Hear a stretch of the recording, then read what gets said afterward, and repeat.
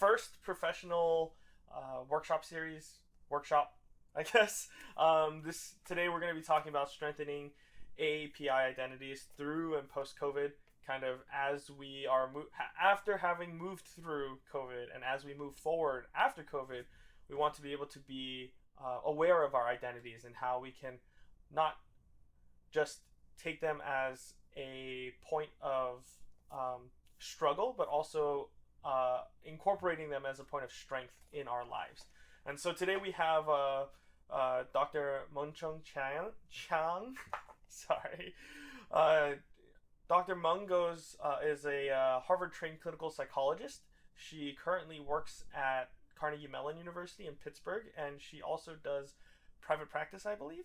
And yeah, so she works with, correct me if I'm wrong, I think she works with the CAPS program, right? The counseling program? Yes, the counseling center. So she'll be the one that will be guiding us today, and we know that she's really knowledgeable, and we have the utmost confidence in her presentation and the information that she's going to be providing.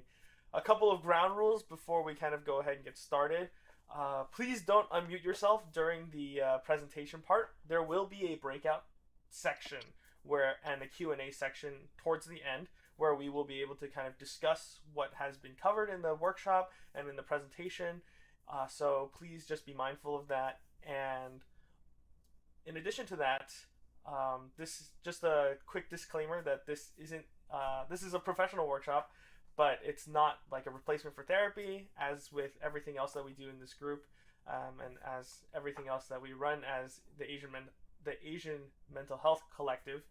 And so, yeah, with all of those ground rules covered, we're going to go ahead and give the time over to Dr. Meng, and she will guide us through today's workshop.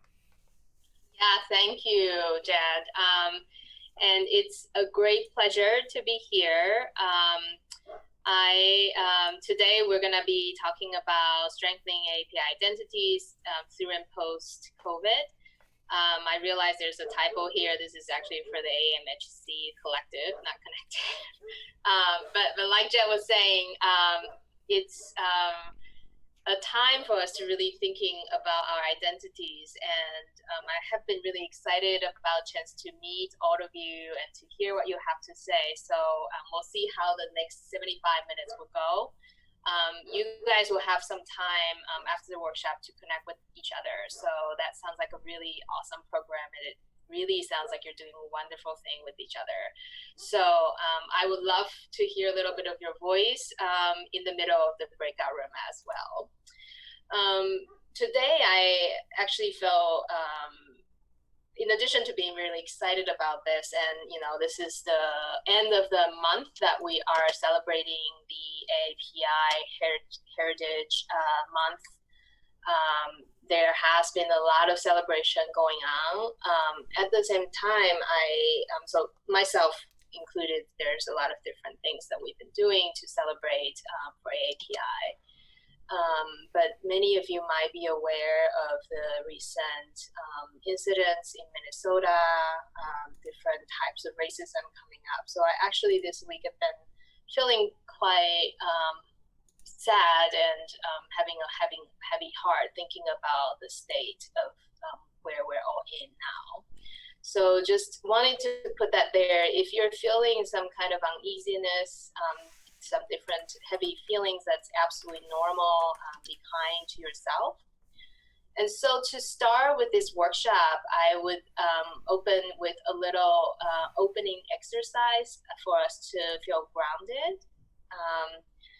This is a time you can unmute yourself if you feel eager to. You don't have to.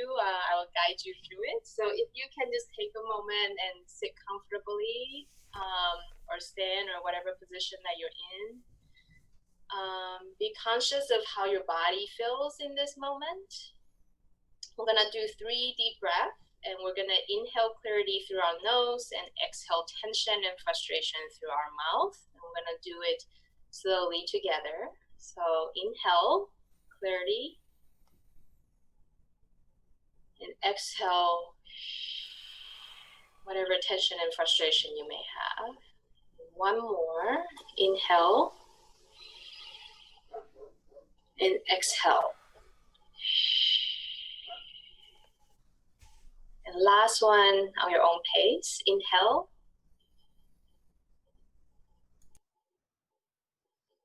And exhale.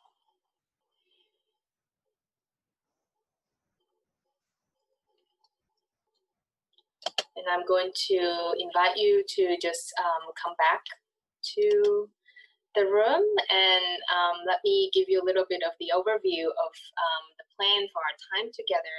We did a little bit of the opening exercise, and in a moment I would talk a little bit about core values of this workshop and community agreements when we break into the small group. But before we go there, let me just say a little bit about the intentions of this workshop. So I'm very excited to have this chance to talk with you because in collaboration with the collective, I'm learning that the community is in need of finding ways to identify the importance of connecting with our identities and how to do that, right? And it's a complex matter.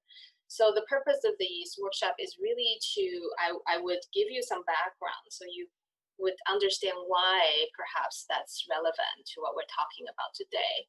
And when you go into the breakout room, you will have a chance to first share space with each other, and then you can start to think about some strategies to empower yourself and to empower your friends in your breakout room in solidarity.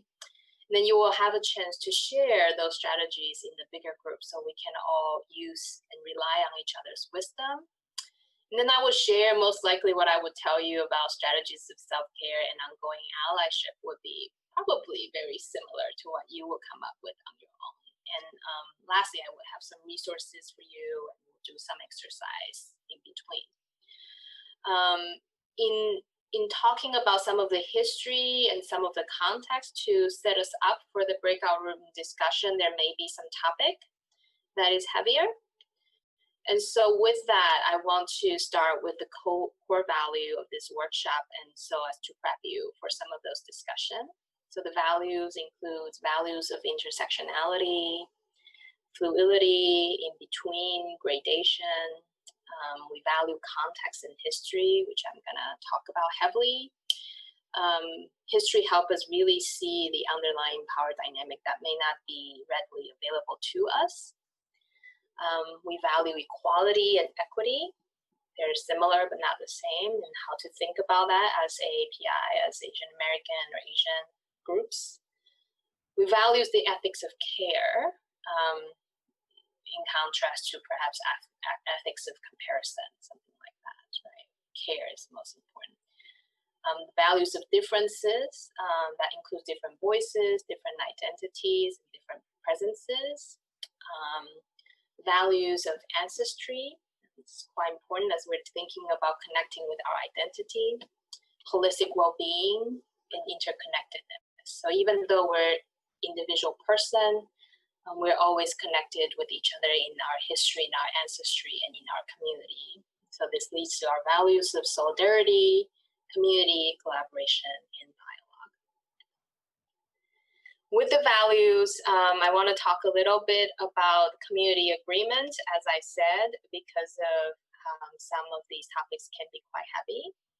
So I want to invite you to embrace diversity and intersectionality for yourself and for people next to you. We're going to learn to prioritize minoritized voices. So in this group, we're all minority or some forms of minority. Maybe you can think of prioritizing the voices within you that's less heard, that's difficult for you to listen to. So you want to think about that. I want to invite you to lean into discomfort. So if you're somebody who tend to speak up more, maybe it's less comfortable for you to give space, so you want to do that. If you're somebody who tends to be shy, maybe you want to lean in and allow yourself to speak up a little bit more, right? That's what I meant by leaning into discomfort, depending on where you're typically at. We're going to commit to listening. So similarly, you want to listen with yourself and with each other. One important thing, I hope that the space would be a space of sharing and holding experiences, so people will feel welcome to share some of the voices last heard here. But with that, it's very important for each and every of us to leave what's said here, to not bring that outside of here, but you can take away what you learned from the voice being spoken. So what's learned here, you can take it with you. What's said here, stay here. When we have our discussions, we will be speaking from our own experiences, try not to speak for other people, let people speak for themselves. And last but not least, very important thing to really take good care of yourself. Okay, so what that can mean different things for different people. If what I'm talking about is too heavy, it brings out something inside of you, you can excuse yourself, take a moment, take a break, stand up. 75 minutes is a long time, and come back to it later. It could mean that you message each other or talk to someone else. It could mean that you take a deep breath, right? So whatever way that you take care of yourself, you want to remember to do that as we proceed for today. So that's our community agreement for today. Without further ado, I would now start to give you a little bit of a background. The topics that I would cover, so this is again, equal leveling the playing ground, so we're on the same page in terms of what we're talking about. I will be talking about mental health, what we mean by that, what's resilience. We'll talk a little bit about the state of mental health in the Asian American Pacific Islander group, the state there. I'll be talking about factors impacting our mental health, and what I would be primarily talking about is the structural racism that all of us, that we're all living in today, sadly. Specifically, I will talk about how structural racism can create certain kind of discourses that does impact our mental health and can potentially re-traumatize us in different ways. Okay, so what is mental health? So according to World Health Organization, mental health is a state of well-being in which individual realizes his or her own ability, can cope with normal stresses of life, can work productively, and is able to make a contribution to his or her own community. The key here I want to highlight for you is that mental health is actually different from a mental illness diagnosis. These are two independent and separate factors. Every of us, regardless of whether or not we have a mental illness diagnosis, we can achieve a state of well-being. Mental health is on a spectrum, so it could change by the moment of the day of the week, week of the month, and so on. Okay, so this is what we meant by mental health. Now I want to talk about one important factor when we're talking about mental health, which is the concept of resilience. This is a definition given by American Psychological Association. Resilience is the process of adapting well in the face of adversity, trauma, tragedy, threats, or significant sources of stress, such as family and relationship problems, serious mental health problems, or workplace and financial stressors, and so on.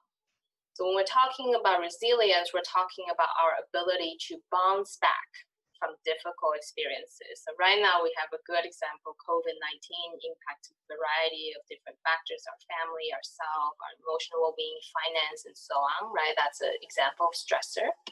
And our resilience get us through the storm. So we want to think about resilience as our ability to weather through the storm. The storm can come here and there. So those factors can include physical health, psychological health, the nature of the storm, how big the storm is, and how our disposition. So the same storm can impact us differently depending on our disposition. So that includes our personal history, genetics, migration history, locus of privilege, things like that. Okay. It's very important when we're talking about resilience to think of it as how we live our life, how we sustain our resilience, our immune system, mental health, immune system.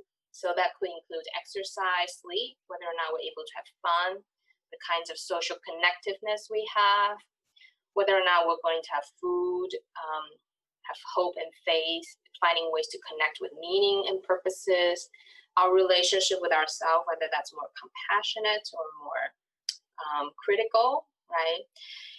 For us, for Asian American, Pacific Islanders, or Asian in general, it's really important to think of resilience as our connection with the depth of our humanity, which a large portion of that lies in our intersectional identities and our cultural heritage, right? So for instance, when we're talking about food, we may be talking about cultural food that we enjoy, that brings good memories from our childhood. When we're talking about faith or sense of meaning or purpose, a lot of it has cultural elements in it, right? So it's very important to think about resilience also in relation to cultural factors. Okay, that's a little bit of a background. Now we are all on the same page about what I meant by mental health and resilience. Let's talk a little bit about the state of mental health among the AAPI group. Number one thing to remember is that our group is very diverse. That includes a wide range of language, religion, identities, which then brings a wide range of strengths and risk factors. So strengths factors, for example, many of us are motivated to work hard, motivated to have upward mobility. We tend to have certain types of family values, and there's some risk factors too, right? So immigration stress, language barriers, minority status, those can be risk factors. What's very important is to remember with great diversity brings a range of opportunities. So think of diversity as a chance for opportunities. So I'm showing you some data here. I'm going to show you more data in a moment just to show you how wide range of the AAPI group could be. For example, if we're looking at educational level, it ranges with bachelor degrees of higher, it can range from 11% to 75%, right? That's really high range. Okay, so remember the diversity even within AAPI. Let's go to the status of state of mental health for AAPI. The answer is straightforward. You all know this. We have a mental health needs despite wide range of diversity. Examples of this, and depending on the particular identities, right? So Asian American women ages 15 to 24 is actually the subgroup that has the highest suicide rate within this age range, right? If we're looking at Southeast Asians and refugees in the US, they are actually having the highest rate of PTSD. And for Asian Americans, the rate of serious psychological distress, so this is the intersectionality here, that in relation to socioeconomic status, so the rate of serious psychological distress increases with lower levels of income, right? So we want to think about socioeconomic status as well when we're talking about mental health. So this brings to my next point, of mental health disparity.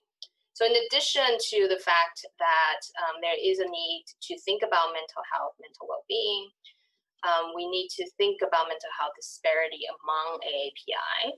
So when I'm talking about disparity, what I meant is the differences in outcome and or access to services related to mental health, which are experienced by a group based on their social, ethnic, and economic status. So what is the mental health disparity among AAPI? So again, the findings on this is very clear. AAPI group tend to have less access and poor quality of care. Okay, so some numbers for you to remember. A study from 2011 found that Asian American women have about 17% chance of developing a psychiatric disorder. The key of disparity is here that they are 3 times less likely to seek mental health service. Now, let's look at the high-risk group of Asian women. More than 60% did not access any care, and more than 80% did not receive minimally adequate care. So this is what I meant by disparity. If we're looking at the 2018 national survey, looking at Asian American adults, only 6.3% of Asian American adults receive mental health service. And this is in comparison to almost 20% of their white counterpart, right? So again, it's very clear that there's a disparity. So what are some factors contributing to this? Health insurance, right? So this is very important to think about different levels of health insurance the subgroup may have or may not have. Okay, again, highlighting the importance of looking at the subgroup and providing the specific care for the subgroup. There's actually the differences in attitudes. Okay, so this data is asking subgroups to indicate whether or not they agree that the government should expand access to healthcare for all immigrants, regardless of their legal status. And you can see, depending on the subgroup, that, for instance, if we're looking at only the strongly agree and somewhat agree in comparison to strongly disagree and somewhat disagree, the highest agreeable subgroup are Korean and Vietnamese. And those who are less agreeable are Asian Indians and Japanese, right? So the subgroup actually have different attitudes about access to healthcare. And this contributes to some of the difficulties we're seeing in the AAPI. Okay. So now that we've established the mental health need, the background of mental health disparity for API, I want to really focus on factors impacting our health and well-being. And what I'm going to argue is racism, structural racism is actually the main factor that is affecting us. And this is why it's very important for us to resist it and to connect and have pride in our sense of identity. And this is going to help us weather the storm right now. I'm going to talk about some discourses that sustain the structural racism that include the yellow peril discourse, the mental health stigma discourse, as well as the model minority myth discourse. And I'll talk a little bit about trauma just to wrap this up before we go into the small group. So again, a little bit of a research finding. Do we know racism impacts mental health? The answer is yes. How do we know? I mean, each of us probably know, but research also have very clear indication. A study in 2013, this is actually what we call a meta-analytic study. They look at 121 studies all together. They found youth who experienced discrimination were significantly more likely to suffer from mental health problems. If we look at specifically Asian Americans, a study surveying some 2,000 Asian Americans finds similar association between self-reported discrimination and increased risk of mental health diagnosis. Now, it's very important to really think about this. Do we experience discrimination at similar rates in comparison to other minority groups? The answer is yes. This is according to a 2019 Pew Research Center's results. Our experiences of discrimination is high up there, similar to Black Americans. Now, the issue here isn't that we didn't experience it. The issue here is that we don't have a way to talk about it. We tend not to talk about it as much as our counterpart, despite the clear indication here. Okay, so why is that? So I want to talk a little bit about the history of anti-Asian racism and different factors contributing to our difficulties talking about this experience, right? So the reason we're talking about history is for us to remember this is bigger than ourselves. So if you have some of those difficult experiences, you don't blame yourself and you understand that you're in a moment of history, okay? So there are different moments in histories where Asians were casted as enemy alien. Our variety of identities were erased and our connection with our sense of humanity was severed. So some examples you probably already know about this, the Chinese Exclusion Act, the Japanese internment camp, and most recently post 9/11, the South Asians and Muslim Americans were casted as the other, right? So they were targeted as somebody who's different, right? Dr. Jason Zhang from University of Connecticut talk about the importance of thinking of racism not as individual act of implicit biases or stereotypes, but really think about racism as a statecraft, right? It's more than that. So what we're talking about here is structural racism. He talks about the mechanisms of oppression, and these mechanisms, these tools are recycled and revised, and they're used for all minority groups, including Black, brown, red people, and Asian Americans, and vice versa. So what are some of those tools, you must wonder? Okay, an example of the tools would be a discourse of yellow peril. So Dr. Jason Jiang similarly indicated that the discourse of yellow peril is a core feature of US history that is rooted in imperialism and exploitation in a capitalistic warfare. It's really, really hard to untangle this discourse, but you can have a trace of it if you tune into yourself, your feelings. This is something that we did in the beginning today. They're reported of people suddenly finding themselves to be disgusted when these xenophobic comments began in the beginning of COVID-19, finding themselves to be more lightheadedness, there are more confusion, pain, weaknesses. You may find yourself having some of those experiences and painful to feel. What the discourse does, of course, it's not right, but what it does is it erases our differences and disconnect us from the valuable parts of our ancestries and our human experiences, right? Of course, we are more than that. Many of our ancestors has wisdoms. They work hard to get to where they're at today. You know, we have a way of building communities and supporting each other. The discourse erased that. Another similar discourse is the discourse of model minority. You all know what model minority is. So the Asians were told, okay, you're the better minority now, and you're better than the other minority, right? You work hard and you're good at math and these type of things. We must question some of these discourses. These are myths, right? So what it does is if we buy into the model minority discourse, then our real pain, our needs for support can be erased, and it would deepen the invisibility of those experiences. Sometimes we struggle. Sometimes we don't have it all figured out. Further, it can increase the struggles that we have to connect with our cultural heritage. So we hear from the community, Asian youth can say, you know, I feel like I'm not a good enough Asian, right? This is how the model minority myth function. It makes you feel like you're not good enough for being who you are. Of course, that's not true, right?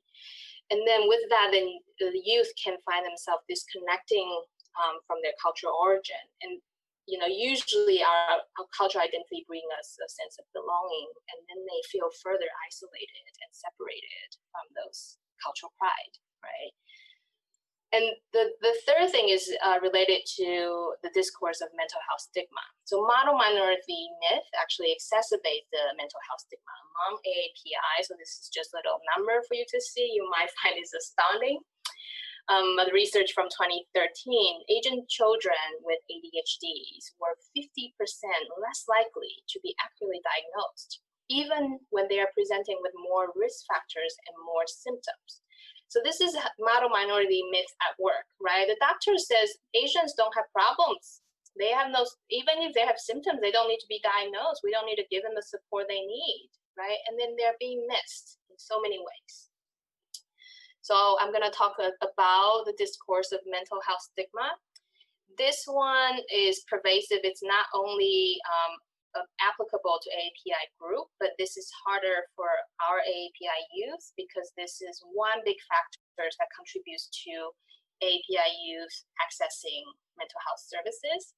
And the reason of that is the cultural barriers that is related to our cultural values, our style of emotional expressions, and real concerns about bringing some communal shame, right? Difficulties of what if I bring shame to my family? These are real struggles. Another important factor related to mental health stigma is, again, the intersectionality with socioeconomic status. So a recent report, this was a news report in the end of April, just this year. They have found in LA County, Pacific Islanders are dying from coronavirus at a rate of 12 times higher than white. And when the community members were interviewed, they were asked, okay, how come you don't get tested? How come you don't come out and share your symptoms? And they said, we're very worried to be stigmatized, to be the sick group, to be the yellow peril group that we were very worrying about. Now, what it does is it brings more anxiety, a sense of uncertainty, and actually makes the quality of mental health lower. Right? So these are different impacts of the discourse. So I'm almost done here. I just want to summarize some of what I'm saying here. So we talk about structural racism and some of the discourses it creates. And why does it do that? So this discourse is what it does. It's it wants to sustain the status quo of power and dividing the vulnerable, pitch again, like I said earlier, one minority group against the other. So we will never be in solidarity. We will not fight together. We will not resist structural racism, right? What it can also do is it can curtail our connection with our humanity. Again, things like our well-being, things that we can do, our community health, things like our culture, our pride in our heritage, right? What it can also do, and I think this one is very important for the AAPI group, is that it could miss a more nuanced way for us to talk about difference, even within the AAPI community. So as I mentioned from the beginning, the AAPI is very diverse. Many of us come from different places with different history, have different religious backgrounds, socioeconomic status. So you may all have this experience if you're not from China. People say, well, you're Chinese, right? So not all Asian-looking people are from China. Now, we need to really talk about those differences for us to be in solidarity. And sometimes it's also important to remember that different Asian cultures have tension with one another. So some countries may be oppressed by the other country, and to be misidentified as the oppressor can be further traumatizing. Secondly, we need to have nuanced discussion about human are different from the power of the state. Right? So individual person, a Chinese person, for example, cannot be responsible for their government's lack of leadership or institutions' lack of attention to people's life. And this is why some of this discourse is really hard to untangle.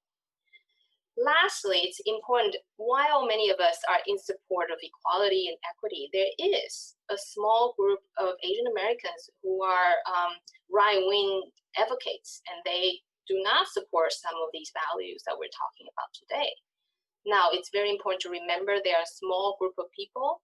Small group of people do not speak for the large group of people, right? So it's very important for us to remember that, and this will lead to some of the discussion we're gonna have later in terms of, okay, how can we maintain grounded in our solidarity, in resilience, and continue to connect with our cultural heritage. But it's very important to have these more nuanced discussions, especially among us. Okay, the last thing I want to say is trauma and the AAPI mental health. United States is a immigrant country, but AAPI is the most recent wave of immigrants. And so some of these trauma are more present. And there are studies that shows, regardless of your country of origin, there's stress in the connection between stress and intergenerational trauma among Asian immigrants and refugees, right? Now, as I mentioned, there's a history in the US of anti-Asian racism, and this is actually quite important to remember. It influenced not US, but Western colonizing countries too. So some of these discourses are used in different beyond the US. But the current context can bring re-traumatization. So again, this is the storm that we might be finding ourselves in for diverse Asians. Maybe you've lived through some of those historical moments. Maybe your grandparents, your parents lived through those, and you may see some of their reactions, and that can impact us, right? So really understanding trauma as a potential storm that can impact our resilience by affecting both mental and physical health. Okay. So that was a lot of content. I want to pause here, and hopefully all of you are doing well. I'm not able to see people's faces. So I'm hoping that if you need to take some time for yourself, to take a moment to breathe. In a moment, we're going to break into small discussion group. So before we do that, I would like for us to do one more exercise. Again, do what we just did earlier to ground yourself, feel what you're feeling. You may be connected with some of the painful moments we talked about earlier. Maybe feeling really heard and really seen, feeling maybe moments of tension, relax, joy, and so on. But what I would like for us to do is to do this, what I call the connecting to our ancestor exercise. So if you can just take a moment to think about the wisdoms that you're aware of in your ancestry, whatever that may be different for each of us. And to take a moment to remember what brings you pride in your multiple intersectional identities. And just to take a moment to think about those. If you couldn't think of anything, just take a moment to appreciate your presence today on this Saturday afternoon. What a commitment you have for yourself to be present. And as you breathe through this moment, hold on to it and try to remember those.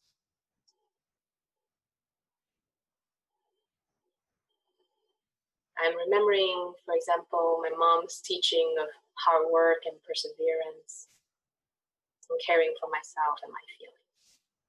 Okay. So I hope you hold on to it as we enter into the breakout room. So here's a little bit of the frame for you to remember what we're going to be doing for the breakout room. You'll first get to know your group members. You may introduce yourself with your comfort, your name, your identities, what you hope to learn, has already learned today. I'd like for all of us to share something about you, one or two things that have changed and one or two things that have not changed for you as an AAPI since COVID, right?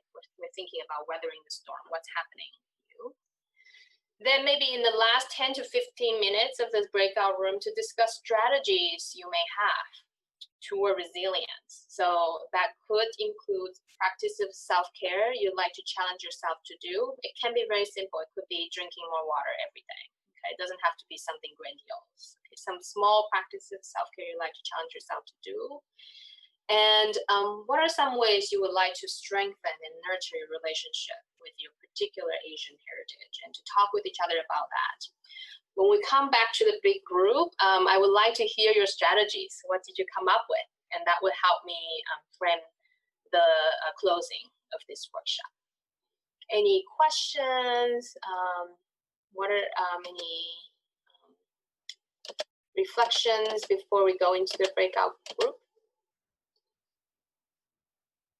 If not, I will have the collective help me do the magic.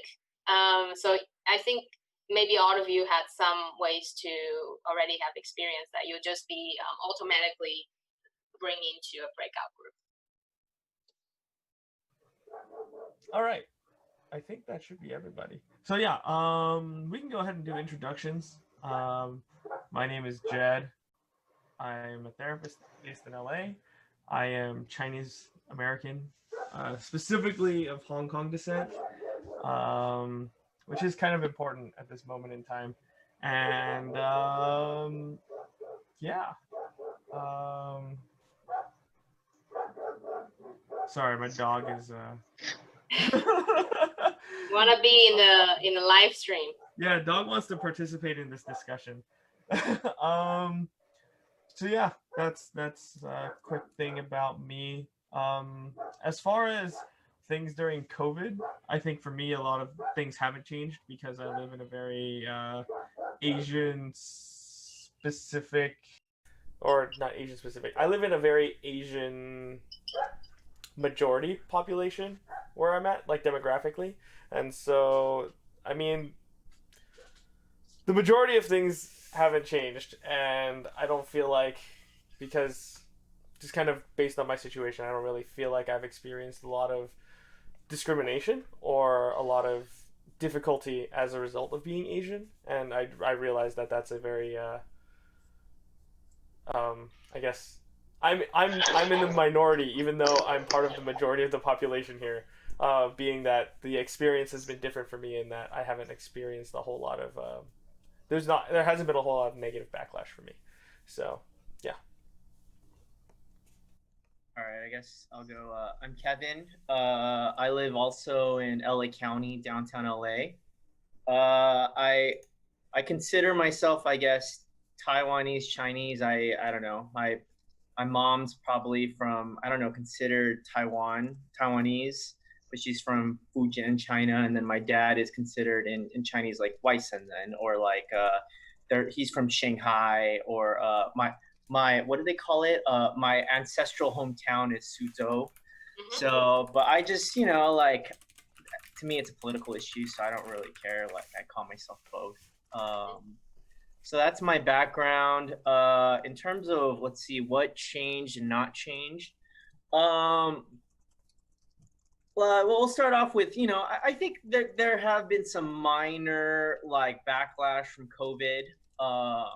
I definitely feel that, like, some, like, especially in the beginning, that people were a little bit more afraid of me or whatnot, of, like, getting in an elevator with me, or like this or that. Just, and I was kind of okay with that. I was just like, well, I think I come from a place where people are imperfect. History is incredibly imperfect. So without, if I don't expect perfection, I feel, I have a lot less disappointment. So I'm like, they're just trying to be careful, like, it's not, I don't think it's a great like procedure, or I don't, but I get it. And sometimes I'll even, I have like funny kind of reaction to it, I guess. Some of it with COVID, I've also been like, well, I don't really want to, like, people close to me either. I mean, that's what social distancing is. So sometimes when I'm around and I think, like, people are getting too close, I'll like start coughing or something like that to get them worried and like get them away from me. So I kind of use it to my advantage, I guess. But otherwise, that's the extent of the backlash, I would say. And I haven't minded it too much, but I feel it. I'm like, like, people are just staying a little further away. In terms of what's changed, I would say my social networks and communities have been disrupted. Um, but so that's been hard, dealing with like loneliness and like the effects of quarantine. But I also think, because of it, I've kind of looked more inward, and like just trying to a lot of deeper like introspection, which has been good. And to me, like, I'm starting to think like pain is like a double-edged sword. It sucks, but then it also leads to growth.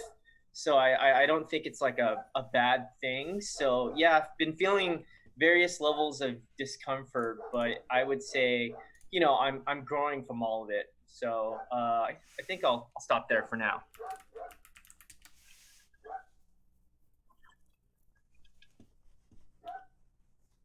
I can go.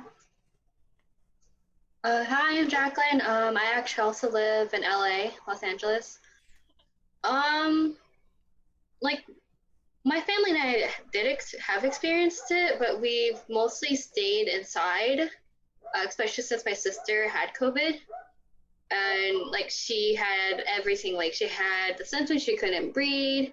So we've really just stayed inside, and we haven't like directly experienced it in person per se. But I guess like the closest one really would be, I was working for LA County elections, and that's when COVID was starting to start to be like actually considered serious by the state, by the US. So with working elections, like March 3rd was the last day I actually worked, and I was in downtown Los Angeles at the Ace Hotel, and I think like I processed together with like a group of less than 10 people about 2,000 votes. It was horrendous. It was terrible. Like, you name it. And it's just been different because in the last like I got diagnosed with bipolar 1 like 2 years ago, and so I've just been like in and out of hospital, and I've taken jobs here and there, and it's like ever since I started getting diagnosed and asking for accommodations and work, all of a sudden, like, I feel the scrutiny of, oh, you're not competent because you say you have to go to the doctor so much. And it's really funny because before I got diagnosed, I had graduated college in 3 years. I had worked for actually for all sorts of state governments, because I'm Filipino. So either you do medicine or any government. So I've worked for the state of California, both the county and cities of Los Angeles, as well as the federal government. So it's interesting because on paper I am competent, but then when I ask for accommodations, it's like, no, you're not, and then they want to get rid of me. So I think that's a kind of more of like that because I have a mental health condition, so it's not obvious I have a disability. And so, yeah, with COVID, it's just very sad. And my mom, she was working in downtown Los Angeles when the 1992 LA race riots started happening, and she would just be driving into basically burning buildings. So it's scary because they started, now the protests are starting to start again here.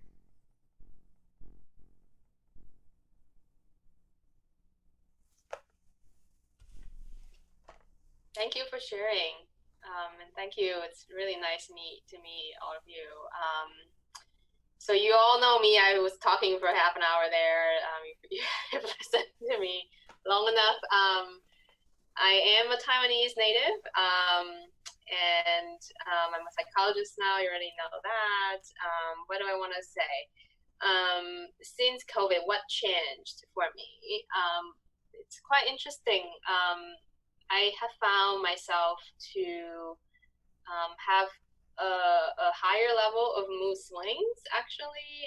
I typically feel pretty stable, but I think the stress and the fear and the worries that we breathe in the air of the culture right now is creating a lot more tension for myself.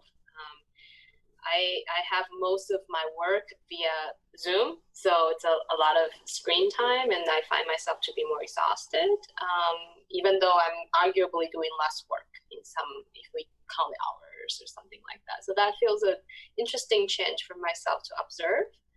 What didn't change, I really enjoy my work still. I have found to be able to continue to do meaningful work. I really enjoy spending time with people. Oh, one thing that is changed is that I'm able to do more workshop like this one. That is something that I do still enjoy. So that's change and didn't change in some ways. Change that I'm able to do more, but didn't change in terms of my joy in doing it. And I do a lot of community advocacy. I belong to a different kind of community organizing group. What changed is that we couldn't really organize a lot of the events, in-person events. But what didn't change is that we are still organizing. We're coming up with more creative ways of bringing in people. I do find that more unsatisfying to not be able to meet in person, but there are differences. So it's great to meet you all.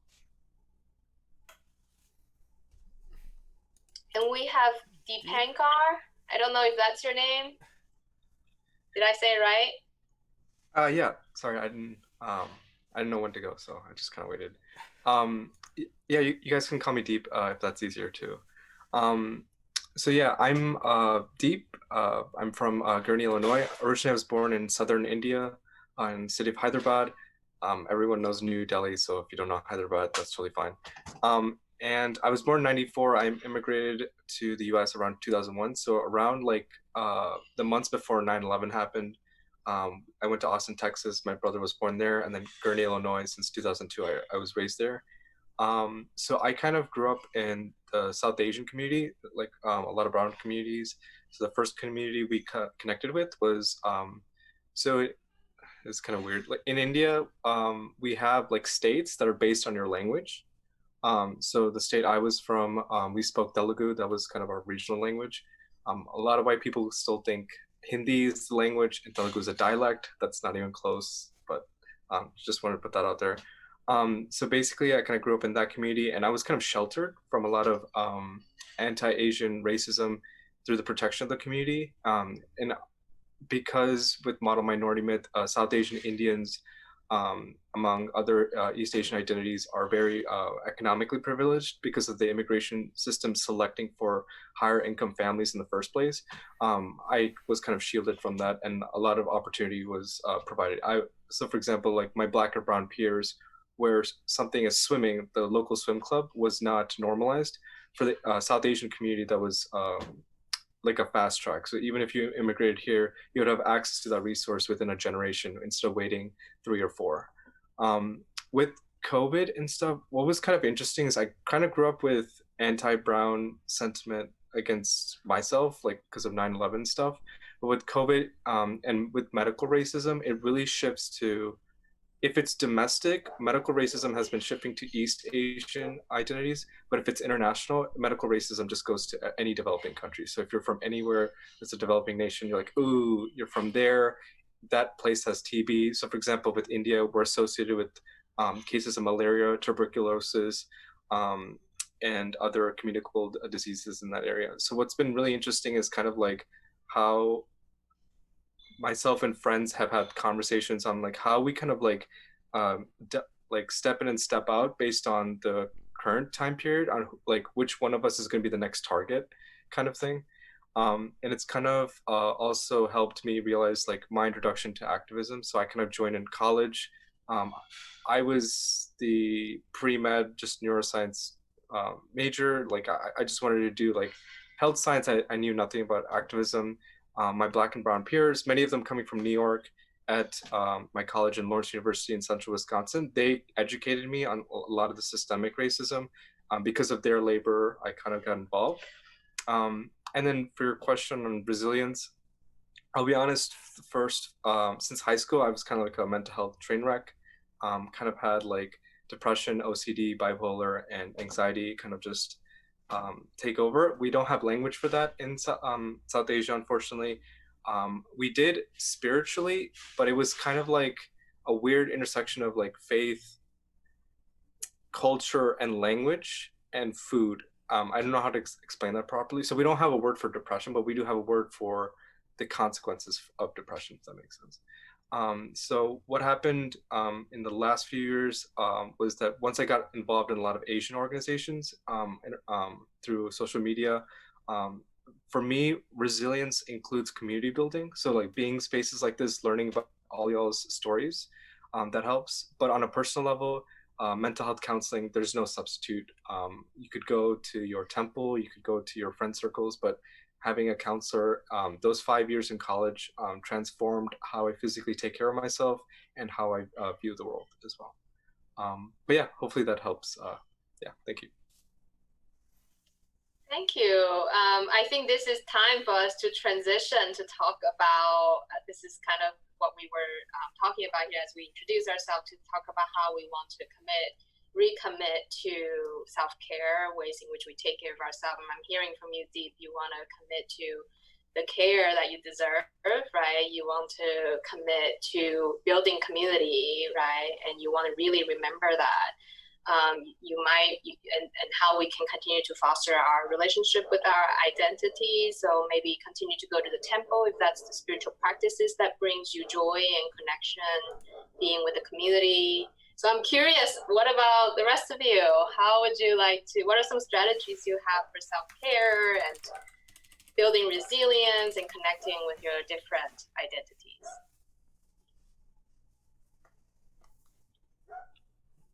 I'll offer one. Just try to challenge myself a little bit here. So obviously there's like, exercise and whatnot, I need to challenge myself with that. But one thing I'm trying to do to build more resilience for myself, I guess, is to connect more with my emotions and stuff. And so I think that's like, for me, like a bit of a challenge and a deeper one. I think there's things about like masculinity, Asian masculinity, and also Asian culture, all those things which lead to like more of the, I don't know, like repression of emotion, or like that emotions aren't like as important or something. I feel like how I grew up with like my parents and stuff, like, we never talked about emotions or feelings or anything like that. So, you know, I think that's like, I don't think they know what that is, you know, or yeah, it's just like a weird, distant, like foreign concept to them. So, and for me, you know, for a long time, I thought like, you know, feelings were kind of stupid, or like that they were maybe more maybe inferior to like reason or something. Whereas now I think they're a bit more balanced. But because of that, and because of my own personality doing that, I'd be like, oh, you know, don't think about the feelings, power through it or push through it, when I think that may not be a good thing. And so I think that leads to not enough self-care. So, you know, I think connecting with my emotions and stuff. So, you know, had some cries over this quarantine, which is, you know, very weird and uncomfortable for me, but I think good. So it's also led to a lot of creativity and like music and stuff. So, which has been cool. So, yeah, just thought I'd share that.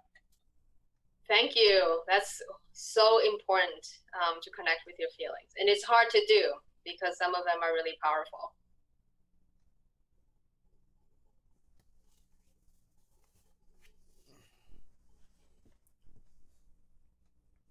I guess one is, I mean, like obviously every family is different. Like my family, like none of us knew like we've always heard of it, like what a mental health condition is, but we never really like realized what it was per se. And like just give a little bit of context, like when my mom moved here, my dad followed her from the Philippines. But he was very like manipulative and everything. Like he has so many kids with so many different women. He was both physically, domestically abusive, and what he was doing, he should have gone to jail, basically. But culturally, my mom would tell my siblings and I off, saying that no, don't tell the judge this. No, because do you want your dad to go to jail? And it's like, I wish he'd gone to jail because he so deserved it. And so there was a lot of like just lingering trauma from that. And I think it just depends. Like with my family now, it's, like now we know mental health is through me getting diagnosed with bipolar 1. And I know that there is a lot more anxiety in the group, at least like on the Facebook group, of a lot more about COVID and a lot more just interactions and tensions, and a lot more like, now like the family's starting to get introduced to like what is a mental health condition, versus like there's higher rates of possible suicidal ideation and all. I wish I actually had to like look at it less because it was just so much, and I feel bad because it's just, that means there's so many in our community that needs the support. I appreciate that so much. And Deep is sending you some support. And he said, Deep, you want to say yourself? But I didn't want to interrupt.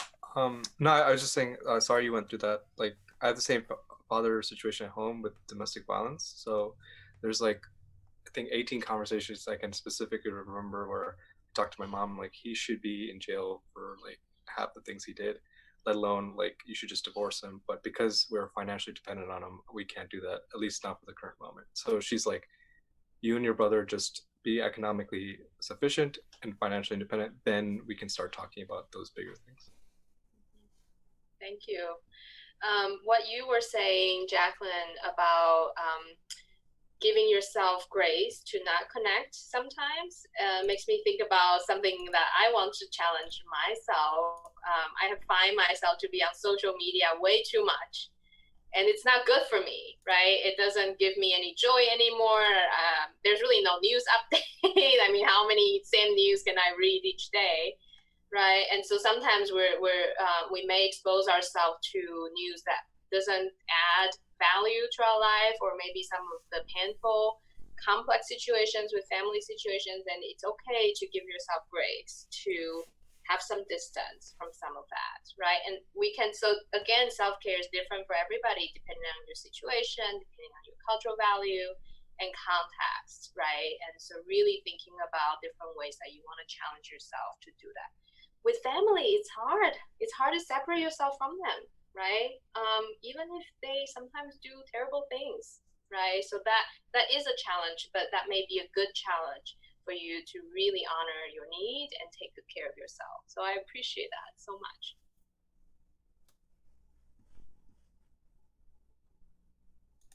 I guess I should go, huh? Yeah, I definitely appreciate everybody kind of sharing their experiences through everything that they've kind of gone through going up until this point, right? I think it's so easy sometimes to kind of look at a specific moment in time and not identify the factors that have led to how we're dealing with it right now. And like, even if we are in a time of COVID and this specific like experiences of racism, our previous experiences, whether it be with mental health, mental illness, with family, with or other experiences with racism or lack of racism that we or shielding, I guess we could call it. I think all of that leads up to how we deal with our current situations, and so yeah, I think it's definitely important to kind of look at that, and I really appreciate the fact that everybody was willing to share from that point of view and from their own experiences. Moving more so into self-care, right? It sounds like everybody has kind of their own ways, whether it's activism, whether it's just taking time for yourself. And I think for me personally, I am not like KW. I personally am more of a person who deals with things by reasoning through them. And so as much as I am aware of my emotions, it helps me to make sense of them by reasoning through them. And for me, the best ways to reason through things are to read and to journal, right? And I think that there's definitely this connection that happens. Well, for most people, that connection happens when the words need to be put into a structure and the feelings need to be given a structure. And I think that's what language does for us, is that it allows us to more logically process what we're experiencing in our heads. And so for me, I spend a lot of time reflecting and writing so that I can at least get my thoughts out on paper and then clean them up later, right? If I see what I've written and I'm like, this is incongruent with my personal values and beliefs, I can start to do the work to change either the way that I'm thinking or to work on my beliefs and values, because in bringing those into congruence helps me to feel more emotionally whole or just like mentally well in general. And so for those of you who feel like that works for you, then obviously want to throw that out there as an option. But for other people, it is different. For other people, it is really just kind of being in the moment, being mindful and feeling the emotions and understanding that. But the thing about mental health is that everybody has a different way of dealing with not dealing with it necessarily, but taking care of it, right? And so having breakouts and having these group discussions brings more perspectives to the table and helps you to figure out, or you as in the viewer, helps you to figure out what options might work best for you, just to hear from other people's experiences and just kind of building off of that and creating your own. I like to call it a mental health toolkit. That's what I use with my clients. I tell them, yeah, like, let's create a toolkit, because this is what we use to handle the situations that come up. And so, yeah. I appreciate that too. And you've got a lot of supportive comments too, Jed. I think the comments were really saying is that it's not either or, right? You can have both and, right? We can have our feelings and we can have our thoughts. We can have pride in our ancestries and our identities, and sometimes that brings us some pain and difficult feelings, and that happens to all of us. Kevin, you have something to say? One more, if I could kind of throw out there. I love the different ideas. One more that is, I appreciate what everyone said and connected with it. One thing Deep said I thought was really good, just how he's connected with like different movements and different types of involvement. I totally think that's great. The other side to it of like how I guess I cope or like kind of process this stuff to what Jed was saying about processing my emotions is actually like a little bit of just like self introspection or exploration of spirituality or like spiritual concepts. So instead of like I think a combination of things you do to external to change the world outside to internal to kind of adjust or reframe how we interpret the world, so has helped. So for me, like I don't know if they're like maybe like Buddhist Christian concepts, one of the both. I've been kind of researching this guy. His name's Leonard Cohen. He's a songwriter and he wrote the song Hallelujah, but he was a Buddhist Jew. So he got into Buddhism because he saw some guy who was really at ease with himself and at ease with the world around him, and he wanted to learn about that. So he spent 5 years in a monastery, essentially. And so, I'm not going to spend 5 years in a monastery, but I just thought like, wow, that's something I'd like to pursue too. How do I be at ease with myself and with the world around me while simultaneously changing, that world and making it a better place? So I just thought I'd interject and throw that out. Thank you. Great comment. So I'm seeing the 3 minutes warning. I wonder if all of you have thoughts about how you want to strengthen your connection with your cultural heritage, your ancestry and identities. What are your thoughts?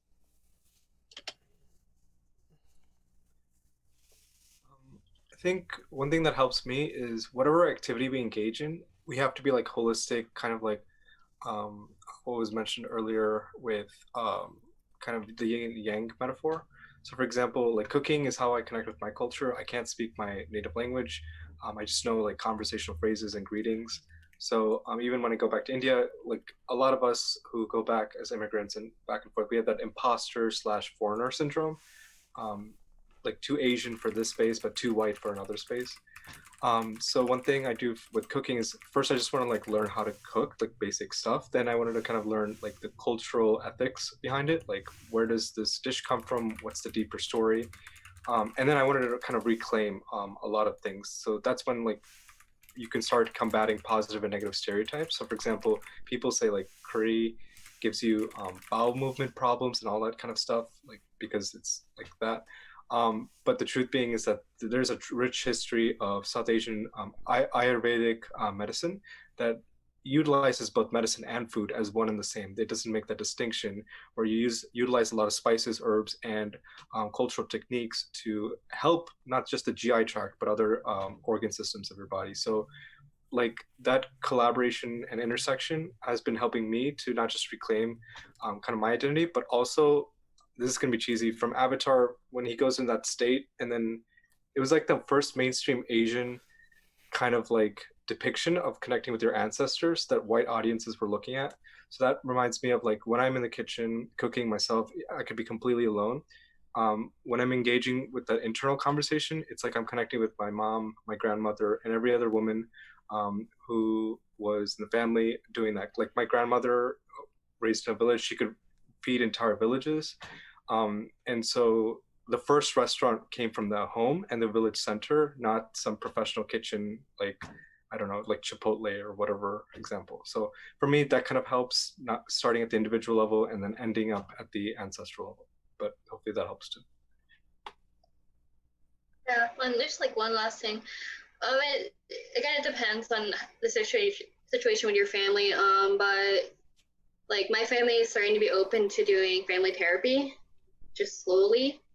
And I have that advantage too because I live in LA County, and LA, Los Angeles Department of Mental Health, LADMH. It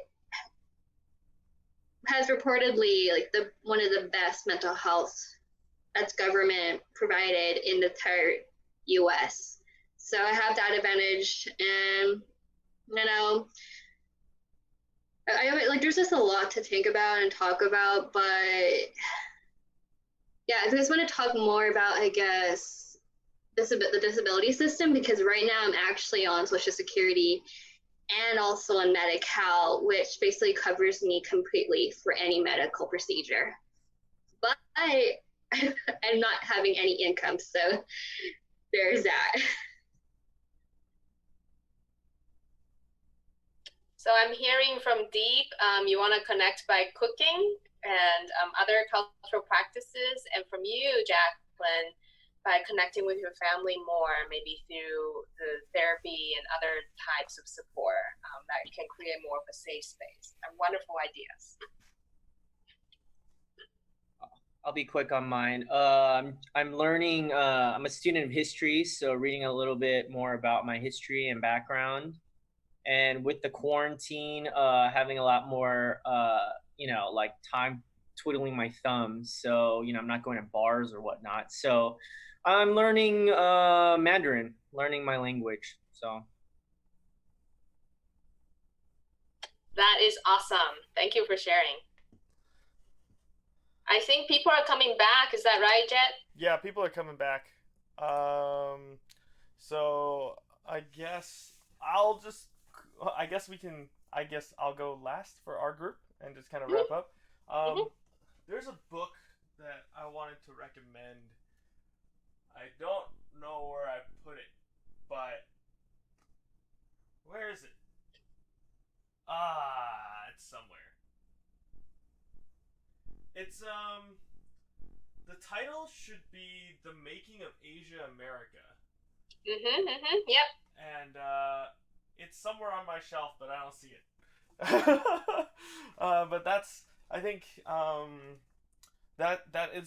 it's a great overview, I would say. It's actually a very in-depth overview of Asian American history and just kind of understanding where we are. And I think that for me, like being the kind of heady person that I am, it is one of the ways to kind of better understand what's led up to where we are now, and to kind of get a better idea of our situation and how we fit into it. So that's my cultural connection piece. That is wonderful. Thank you for sharing. Do we know if everybody is back, or are we still waiting for more groups? I think that everybody should be back, so you can go ahead and resume the PowerPoint. Okay. Before we go back to the PowerPoint, so the next part of this workshop, first I wanted to say I had a really great time with my small group, talking with each other, learning with each other, and talking about different strategies we came up. So what we want to do next is, before we go back to the PowerPoint, where I'm going to share with you some of the strategies I have drafted for you, and it's pretty much covered by my group.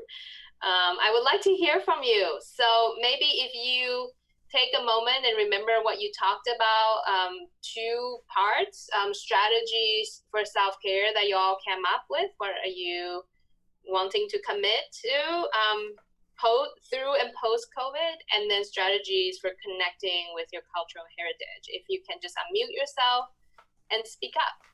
Let's hear from everyone.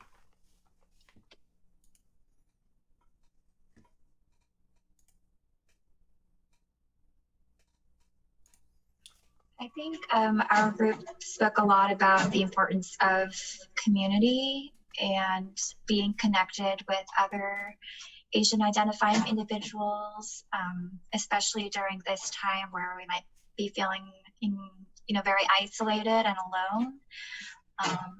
And I know that not everyone is living or might not be living in a city or a town where there are a lot of Asian identifying folks, but that also speaks to the importance of being able to find those communities like the ones that we've built here online. And I think it's so important to be able to share and to know that you're not the only person in the world who's dealing with those very cultural specific symptoms of mental illness, or being raised by parents who have really high expectations of yourself. So I think just having the opportunity to share your experience and listen to others' experiences can be very helpful to creating identity.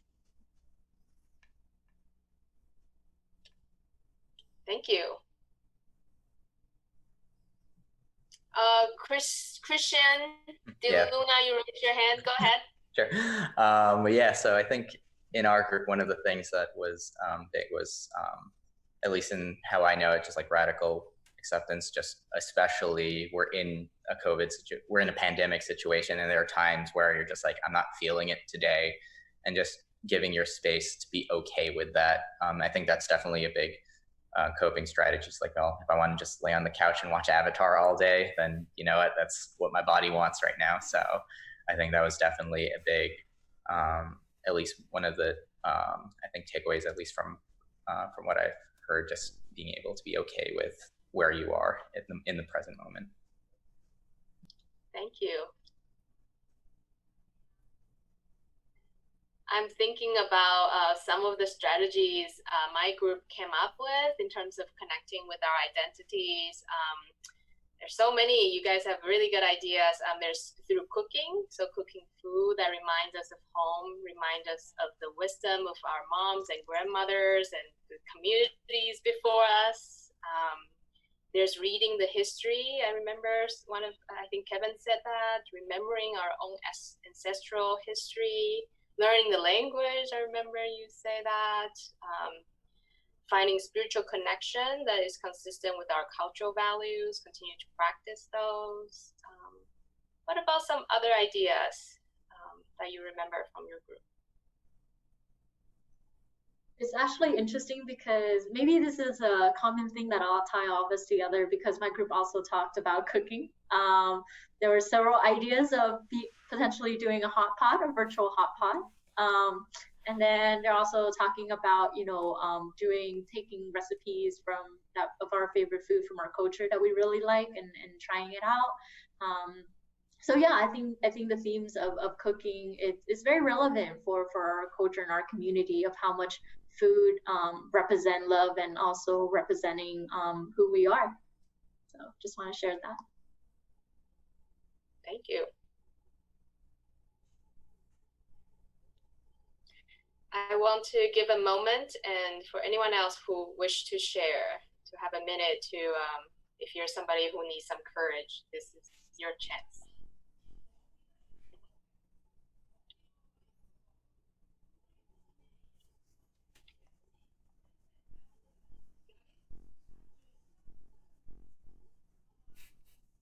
Hi, I just want to add, someone put like a Waves book club in there, and it just reminded me of how one way that I've been trying to connect more to my Asian American identity is just reading more work by Asian American writers. So Kathy Park Hong's new book, I've read Ling Ma and Liz Ozeki and Yimin Jin. So that's been really nice to make sure I'm also not just working and reading a lot of really great Asian American lit.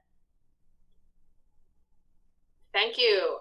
That reminds me of in the resource package that I put together for you, there's different collections of arts. So it includes poetry, different writings, music, different plays. There's the CBS Asian American History series that's coming out, documentaries, and so on.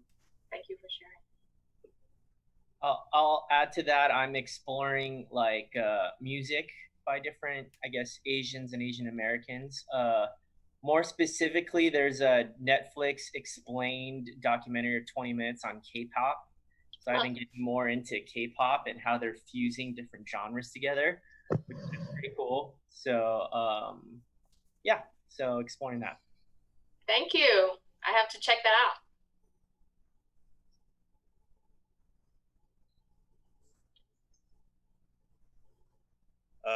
Hello, this is Tony. One thing we talked about in our breakout group was how, because of the whole situation around COVID, some people like posted in I think the Subtle Asian Mental Health that they were like ashamed to be Asian American. that they were ashamed of their Asian heritage. And then recently, one thing I live in the San Francisco Bay Area, and one thing that happened is that in San Jose, a lot of the Asian owned restaurants were actually vandalized by an Asian American person. So then it was like this Asian on Asian violence that was happening. And I don't know if anyone else has been experiencing this, but I think this is something like that we as a community really need to deal with. And to not it's like the whole idea of mental health, like be kind to ourselves, like be kind to our own heritage and our ancestry, so we have to really nurture that and value that with everyone we talk with who was also Asian descent. Thank you, Tony, for speaking up. You are speaking about something really important, which you can call this internalized racism. Many of you may have heard about it, right? Sometimes we struggle for many good reasons, maybe because we were treated unfairly in our history and we didn't want to feel different. I mean, especially for young people, it's really hard to feel the powerful feelings of shame, guilt, being excluded, isolation. And so some of the ways that those feelings can happen is that it could turn inward, and some other ways that it could turn outward. And when it turns outward, it could go to different group. So thank you for speaking that. And I think that's part of what we're doing today, is to not erase the pain, but acknowledge it so that we can heal collectively together. And then we can, like you said, I like what you said, to have compassion for ourselves and for our community. And for some of the members of our community who are still struggling, right? I would imagine the person who vandalized the Patriots was hurting themselves. And we are not condoning the violent act, but we can see perhaps they're having some hard times themselves.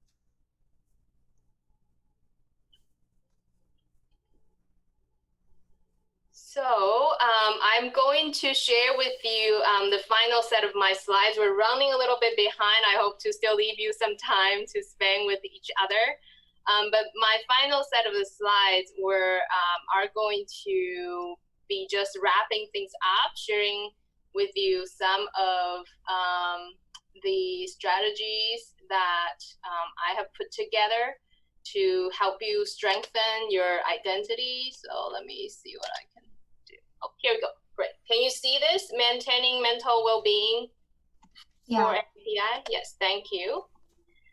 Okay, so again, I want to highlight the purpose of the workshop today is to help us find a way to maintain connection with our humanity. And a lot of it for us minority groups is to maintain our connection with our culture, our heritage, our values. And so I have 3 general strategies for talking about how we can do that. So these are chill out. So this is for ourselves. This is what we're talking about, self-care. Reach out, so this has to do with support and community, and speak out. So this has to do with representations and standing up for each other and solidarity. This is already covered by all of you, so I'm just gonna run through it quickly. One thing I want for us to think about when we're thinking about maintaining our well-being and weathering through the storm, fostering our resilience, is to really take a moment and to realize that self-care is not one size fit all. Right, depending on our own unique context, our cultural values, different challenges that we have because of our varied identities, because of history, you have to figure out what is the most useful way for you individually. So my suggestion, some of this will apply to you, some of this will be harder for you, and that's okay, right? And it may be harder for you today, it may come handy later, 5 years later, right? So these are just some thought for you to think about. For us, you want to design it in ways that honor and uphold your cultural heritage, the values that you want to keep, and the traditions that you find that brings you joy and calmness, connection, right? Someone talked about have kindness, and here's another way to think about self-care. You want to do this in ways that brings compassion when you're connecting with your cultural heritage. rather than some more painful feelings. This is not to deny the painful feelings, but to think about how you design it so that those painful feelings can be understood and no longer bother you. So you want to be aware of the potential tension when you're designing self-care practices that it can potentially bring. Challenge yourself a little bit, but do not overwhelm yourself, right? So you want to honor your feelings, acknowledge them, but you don't want to take it to extent where you feel overwhelmed by it. So really being aware of those tensions. Some of us have trauma in our childhood and history, and that can be really painful, right? So you want to pace yourself out. Okay, so in terms of self-care, the number one thing is you want to create a structure of safety. Safety includes both physical and psychological safety. You always want to be able to find a way to feel safe in where you're at, right? So we're talking about anti-racism. Sometimes you may choose not to speak up because you're not feeling physically safe, right? Psychological safety, where you feel like you can rest and relax. So ways to create those psychological safety includes practices of gratitude, which we did earlier today, meditation. Some of you were sharing some apps that's helpful. You can just go onto YouTube. There are many guided meditation videos, audios you can watch. And other everyday routine. This might come as a surprise to you. Sometimes having a routine can give you a sense of safety, right? So if you're finding yourself, because of COVID, kind of falling off of your daily routine, maybe you want to challenge yourself to have a little bit of a routine, to have a set time to wake up and go to sleep. You want to nurture yourself. So I like to talk about the ABCs. In psychology, we talk about affects, behavior, and cognition. When you're nurturing yourself, you want to nurture all three parts of them: affects, behaviors, and cognition. So affects are our feelings. You want to nurture your feelings. Your feelings are welcome, regardless of what they are. You want to be there for them. You want to send painful feelings a lot of compassion. They can be hard to hold, but you can nurture those. You don't want to push them away. Behavior. So you want to do things that brings you joy. Nurture your body, exercise, maybe stretch. If you're sitting too long, you may want to stand up. You may want to cook. You want to give your body something nutritious, reminds you of your cultural value. And cognition, you want to nurture your thoughts. I have shared, I find myself doing a lot more social media than I should. And my thoughts are being, a mess because I'm not nurturing my thoughts. Maybe I need to feed my thoughts some more positive content, right? Being aware of misinformation. Some of those cognitive contents can bring you more fear than relaxation. Maybe you don't want to feed those thoughts. Feed those information to your thoughts. Okay, second strategy is to reach out. Many of you talk about the importance of community. This is very, very important. During this time and through this time, you want to find support and connection, again, in ways that is consistent with your values and honor your cultural practices. So you want to connect with friends and family who is able to share both your joy and your struggles. When we are reaching out, we're not just performing. We're not just saying everything is fine. You want to be able to connect in a way that is genuine, that you can talk about both the happy things and things that's been really hard. You may want to participate in events in your cultural and spiritual community that brings you a sense of peace or connectiveness with your ancestors. Many of you mentioned advocacy and community organizing. Myself do that a lot. I love doing those advocacy and organizing stuff, right?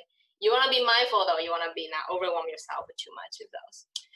Lastly, someone in my group talked about this. I think part of reaching out is to honor your needs for care and for healthcare.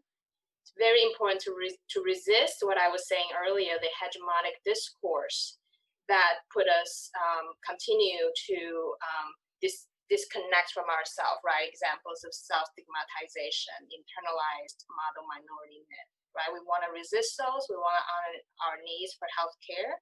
So if you struggle with mental health or anything, you want to allow yourself to receive care, to say, yes, I can reach out. I can call for some help. Okay, that's really important. The last thing I want to say is to speak out. So this one is harder depending on your personality, your individual situation, and you may not feel ready to do it. And if not, this can be something in your pocketbook in the future, right? So I've mentioned how sometimes the AAPI communities, our struggles are more invisible, but to change that, to resist the racist structure, we need to find ways to speak our experiences, including our triumphs, how we overcome a lot of barriers as a group, and our struggles, so we can get the support we need. We need to stand out. We need to stand up and represent ourselves, right? So you might, for example, empower yourself to record, report, and call out and document hate crimes if you're a bystander, if you're experiencing it. Now, I want to say this with a caveat, because sometimes when you're in the middle of it, even when you're a bystander, let alone being a victim, it could feel really scary. So only when you feel that that makes sense to you, right? But ultimately, that would be helpful, right? You may want to represent in public spaces, show up with pride and honor. Many of you speak up today. I see your pride in your connection with your history, your identities. Sometimes if you can't do it yourself, you can just share information with others, right? The PBS series I mentioned, the history, that you can say, hey, have you seen this series? So sometimes you don't have to do it yourself, but you can speak up, you can invite others to learn about you. I would invite all of us to remember to reach out to our Black, Brown, and other minority, gender, different sexual orientation minority friends to build allyship. And we want to speak out for ourselves, and we want to speak out for them, right? To resist racism, the way to resist it is in solidarity, right? Be mindful of some of the ways in which the racist structure can pitch one group against the other, and try not to do that. It'll be really hard, but we want to resist that. Okay. So I'm going to take a moment for do a closing exercise, and we're gonna take a deep breath together. Breathing through your nose and breathe out through your mouth. I'd like for you to repeat the following mantra with me as you continue to breathe. You can speak with me. You don't have to, but you're welcome to. So here's the mantra. Today is a good day to be alive. I honor my need to rest and recharge. I will be calm in the face of uncertainties. I'm enough. I'm loved. I'm present. This too shall pass. I release things that are out of my control. Continue to breathe through. Feel the different sensations, feelings, powers you have in your body.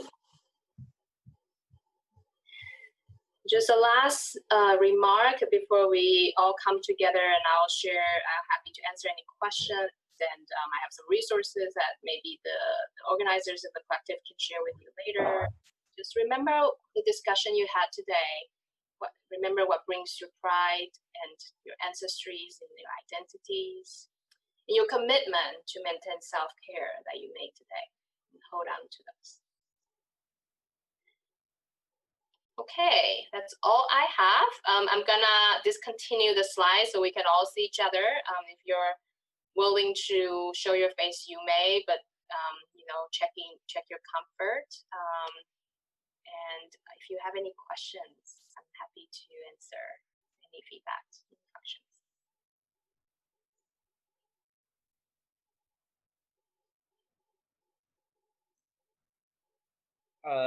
I have a question. Okay, I guess to my point earlier of, you know, like, while simultaneously trying to change our society and make it for the better, like I'm trying to like be more at ease with myself and, you know, more at ease with the world around me and kind of the state of the world as it is. To me, that's, I don't know, it kind of coincides with the idea of like self-actualization. I was curious if you had any resources on self-actualization, because, you know, I don't really know what that is. I mean, I think it's some sort of like fulfillment of your potential or something like that. but I would love to get some resources on that so that I can kind of move more towards that, because that's one of my goals, like Leonard Cohen, who I mentioned in our discussion.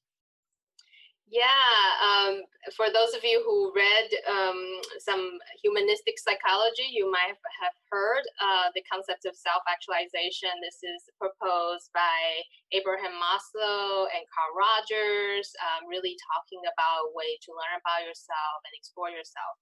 And it's quite a Western way of thinking, but you might not know this, maybe some of you know this, Carl Rogers is actually heavily influenced by East Asian thinking and philosophy.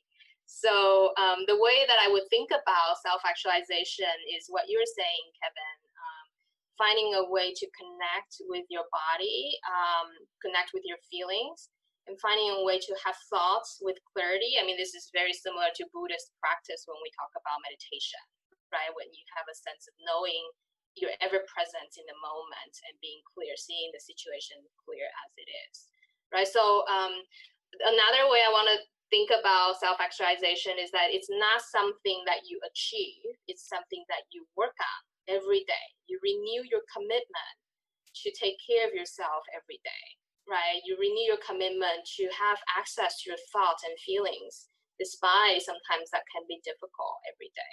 So, you can find the book, you can read Carl Rogers or whatever, but you want to be careful of not taking it on face value and thinking about practice of that, right? So I'm trying to think about the resources that I have put together for you and whether or not there's something like that I put there. There's some self-care advice, some community care package to and from AAPI. There's a wellness guide that is actually designed for our African-American friends, but I think a lot of those cultural practices can be very applicable to us. So when you have a chance, you can look at those. Let me just maybe take a moment to share that screen with you so you know what it looks like. This is not a exhaustive list. This is just something that I put together specifically for this workshop. So there's the Asian American feminist antibodies. You can look at those. They're very cool. They're different visual arts, different things they put together. In the Smithsonian Asian Pacific American Center, they actually have different cultural artifacts that they share there. Self-care advice, this is just a news article. So does the surviving racism. The community care is another article that talk about that. And these are just some festivities that was happening earlier this month. You might still be able to access that in the wellness guide. Some of you have shared some different meditation app. The one that I want to share with you is this called Liberate. This is designed specifically for individuals with minority status, and it is free. And they have different guided meditation by people of color, various people of color. So something for you all to think about. I don't know if that answered your question or other questions. I think there was another question in the chat. Someone asked, what? Are there resources or academic research on cultural resilience, like models that look at how Asian communities or any marginalized community not only builds individual resilience through social resources and introspective labor, but also reclaiming community identity and history for future generations? It's a long question. Yeah, great question. My hunch is yes, there's something. The thing that I'm most familiar with in terms of working on individual work as well as building community comes from what I would call a multicultural feminist perspective. So if you look into that, if you do some research, you'll find a lot of those. So a lot of these research, if you want to think about research, is that these are all in the postmodern world where we're looking at the deconstructive research that really is looking at the power dynamic, what I was talking about in terms of the racist structure and how to do that. I want for us to be very careful, especially you're a bunch of young people and this older woman, to really be kind to yourself as a starting point. Not the worry that I have, and because of my own experience, is that you can get really involved in tuning outward and you forgot about taking care of yourself, right? So while turning outward is very, very important, if we're thinking about resilience and sustainability, your self-care is actually a starting point, right? So you want to be very careful. So while I'm 100% in support of community work, advocacy, you want to have some balance. So in our small group, we talk about the yin yang, and so you want to be thinking about that too. And there's more question, Kayla? I don't think so. Am I missing anything? Okay, does anyone else have more questions? I know I took more time than I had promised. And I know that you guys may want to have some time with yourself. Okay, so I have one question, sorry. Or do you want to go, Min? You can go first. Yeah, I mean, I just noticed that there's a question that pops up in the chat asking, what do you suggest is the best way to address Asian American hate during this time of COVID? How to remain resilient? Hate, so Asian American hate meaning hating Asian Americans? So hatred of Asian American, is that the implication of the question? I'm not sure. Julia, do you want to clarify? Yes. Okay, so this is what I was talking about. You want to report, record, and document, right? We are not going to stand down by that. That is not acceptable. And now, again, this is fine balance. You need to be in safety, right? So if you are a target in some kind of a way, you want to be careful. You may want to disengage. You may not want to confront. But if you are safe, you can record it. And then there's a resource, I don't know if I put in there, but I can share with the organizers. You can document it. There's actually a deposit. You can document those harassments. You want to deposit. We want to document all of those.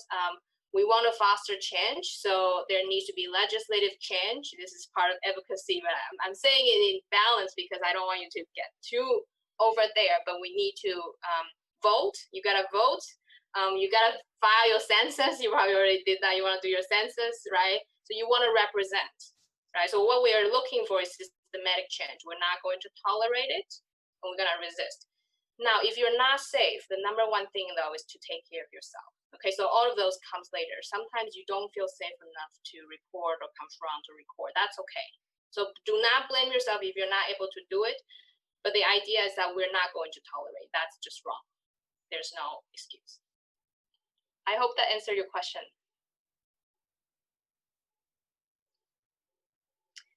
Okay, I have a question. I'm gonna try my best to explain this. I might not explain it very well. So I believe within like Asian and Asian American culture, there are its own like strengths and weaknesses, and I would personally like to embrace the strengths of our culture, but also, you know, essentially reject the weaknesses of our culture. And so what I find myself doing is kind of like this pendulum swing of like, I would say a majority more of my friends are non-Asian. And so it's kind of more like, and I do have some Asian friends as well, but sometimes like with the Asian friends or with my family, there are disconnects. And I would say maybe like, there are things that I see of like the weaknesses of Asian culture that I don't like. And I'm like, like one is like kind of more like conservatism and narrow-mindedness. And I would say I'm probably not like very conservative in very many ways. So I'm like, I run away and I go and I, you know, hang out with people, you know, of different cultures that are not Asian because it's more exciting to me. I get to learn about their culture and I get to learn what the strengths are of their culture. But at the same time, I learned that there's, they don't understand the Asian American experience. They may not care, you know, like, so it's kind of like there's strengths and advantages and disadvantages to both sides. I guess so my long-winded thing is, getting people to care or like to acknowledge the Asian American experience, I think I know a little bit more about that. But how do you have any recommendation, I guess, with like dealing with relationships or disconnects with, let's say, my family and friends that I'm like, they come from, a more like, I would call like conservative cultural like programming. And, they may never come out of that. And so, we have disconnects from that where I'm like, oh, you're never going to understand my perspective.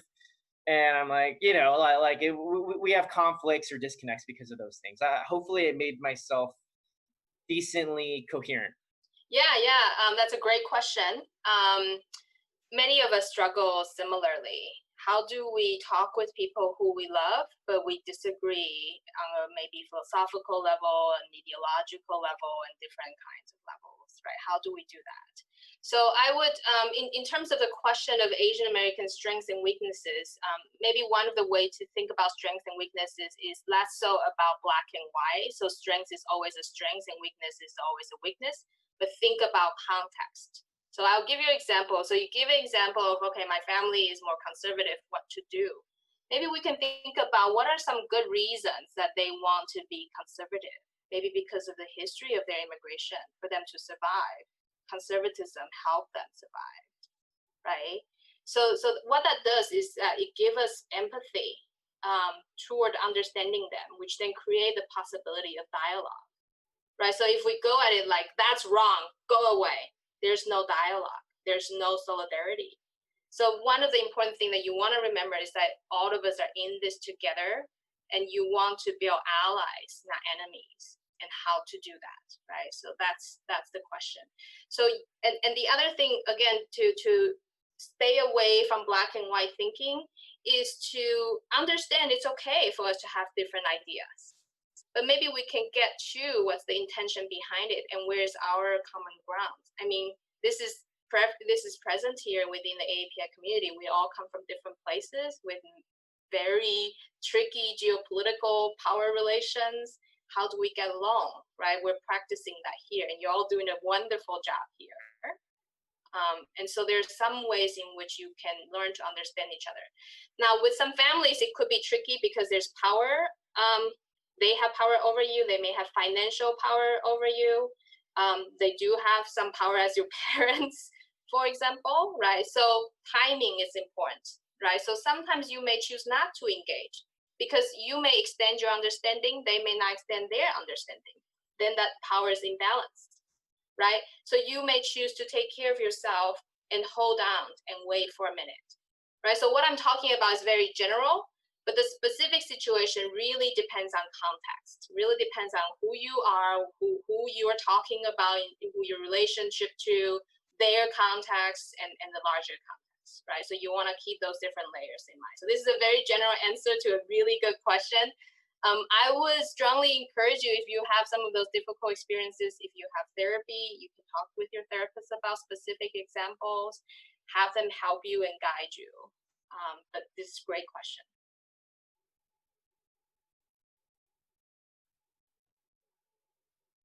Wait, actually, can I squeeze in one more question? I would love to hear more resources if you happen to know of any regarding, how do you navigate having that communication and those conversations with parents who have different views or having different, perspective about the world.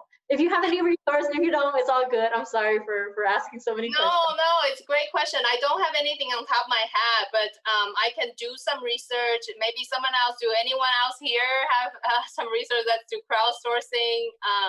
If I find something that come across my desk, I can share with the organizers. But this is not unusual.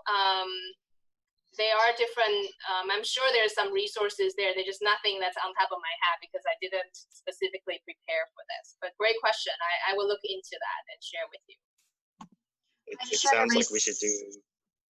Sorry, I just wanted to mention I shared a link for Stanford Chapao, which is I think like an organization that teaches parents of Chinese, I think Asian parents, their adolescence and sort of bridge that disconnect or that gap.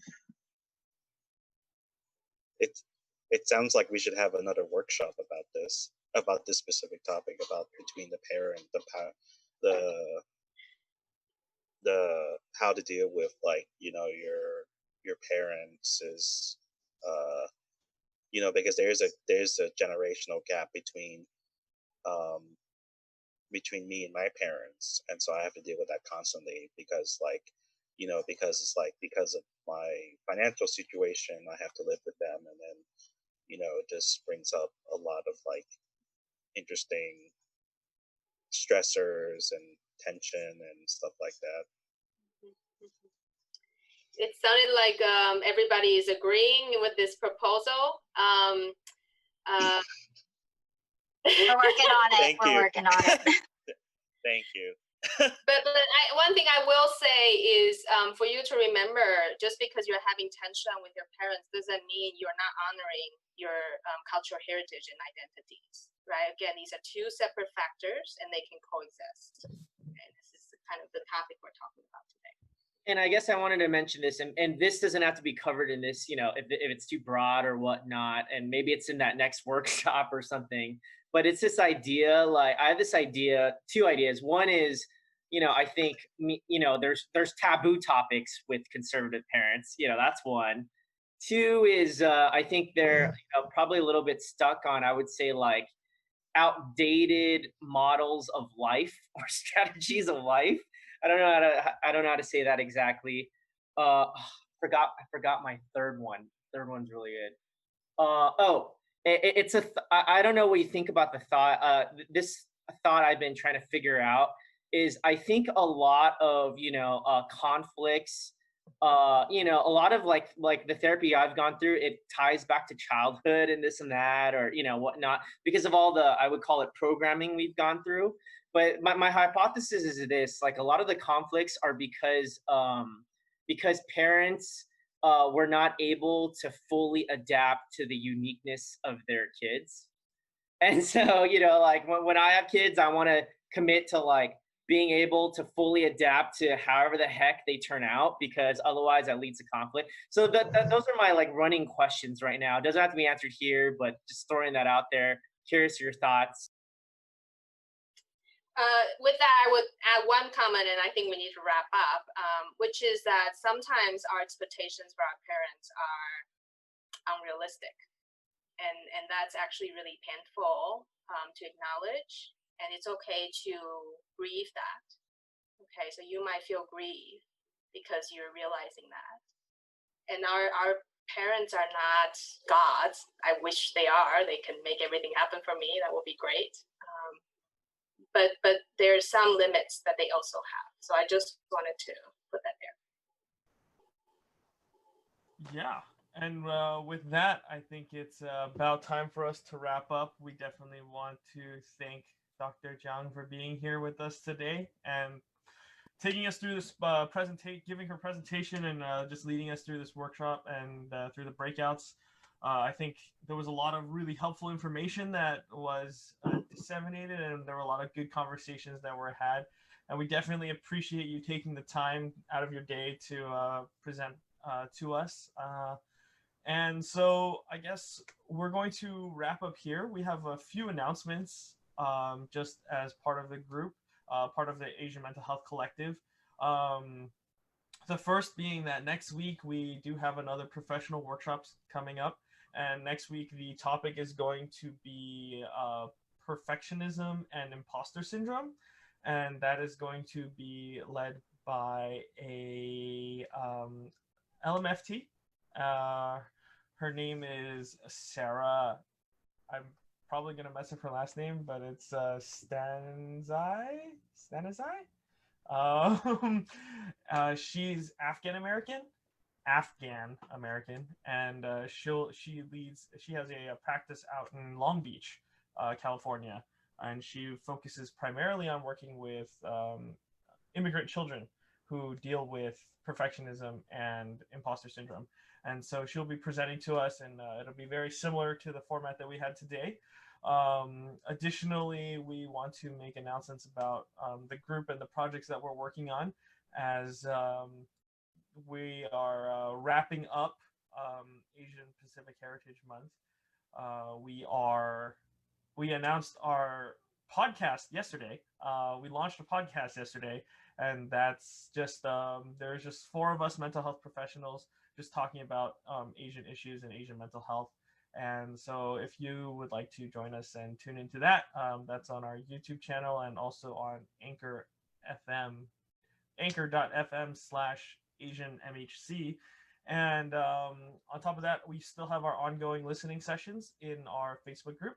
So if you feel that you need somebody to talk to, somebody to kind of just vent to, our listeners are here to kind of provide that service for you. You can find a link in the announcements to sign up and register for a kind of time slot for that.